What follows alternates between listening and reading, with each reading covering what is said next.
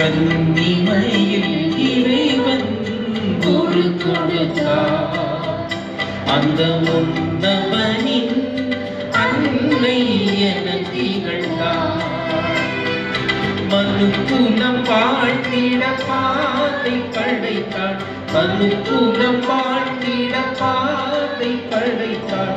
தினம் அவள் புகழினை பாடிடுவோம். அன்னைக்கு கரக்கூறிப்போம். அவள் அன்பை பாடிடுவோம். அவள் அன்பை பாடிடுவோம். அன்னைக்கு கரக்கூறிப்போம். ஓகே, இன்றைக்கு நான் சொன்னது போல பெண்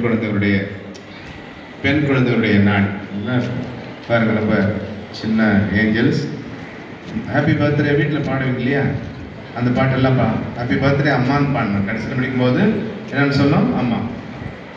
ஓகே, ஆராயலாம் பாடுங்க. Happy birthday to you.